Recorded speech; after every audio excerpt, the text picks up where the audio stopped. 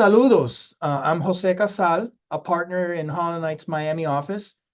I am the professional responsibility partner for the firm. I also have a practice that spans business and real estate litigation, international arbitration, and bankruptcy law.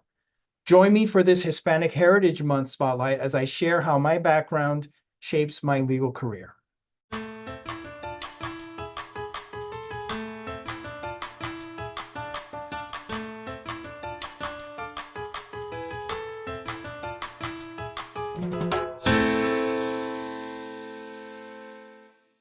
I was born in San Juan, Puerto Rico in 1963 of Cuban parents.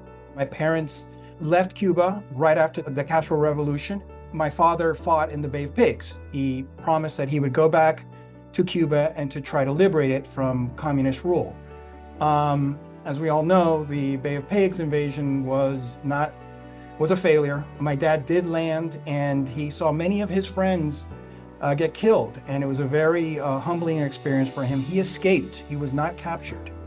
And what was interesting about my father's experience is that instead of being captured, he actually escaped on a life raft with 4 other men, and they floated in the Gulf of Mexico for 7 days with no food or water. And it was only a passing ship, a freighter, going to Corpus Christi, Texas.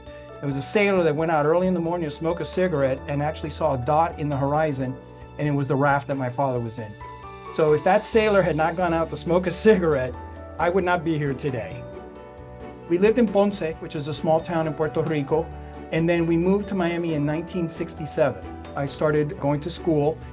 Interestingly enough, I grew up in a household that spoke Spanish, but the school that I went to and the area where I lived was predominantly English speaking.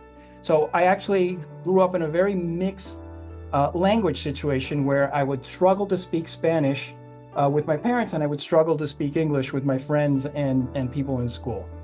What I believe has happened is, even though we have, all of our cultural background from our home countries, whether it's Cuba, Venezuela, Colombia, Mexico, we now have created our own Hispanic culture here in the United States.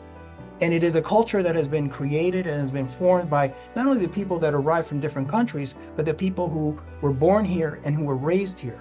Not only do they have some of the culture and some of the nuances of their family, of their parents, but now of the home where they live, with their friends, with their other new loved ones, with their spouses, with their children. And so I think we're creating our own American Hispanic culture, which is unique in this world and sets us apart. We try to keep alive some of the Cuban traditions that were, that over time they may be lost, but you hope that they'll be maintained. One of the things, for example, that we love doing as a family is Nochebuena, which is Christmas Eve, where we go all out and we roast the whole pig and everything like that. And my dad, ever since I was a small child, was the person that did that for the family. And I took over the reins of that in around 2000. And now my son, who's a lawyer, by the way, is the one who now roasts the pig. And it's a fantastic event. It's all about family. It's all about friends. It's all about celebrating life. It's all about celebrating joy.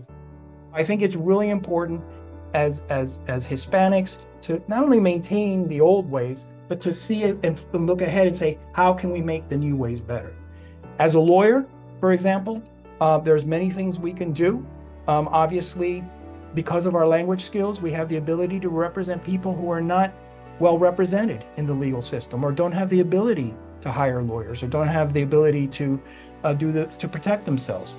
I joined Holland and Knight with a group of 4 other Hispanic lawyers who also came in as partners. I came in as the 5th-year associate.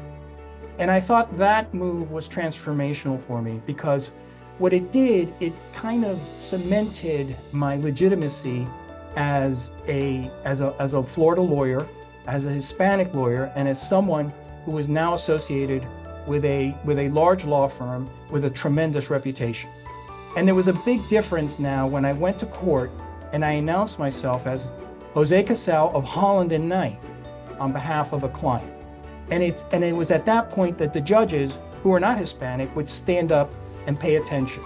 Because now here you had this Hispanic lawyer who was with a major law firm and was now demanded respect to a certain extent.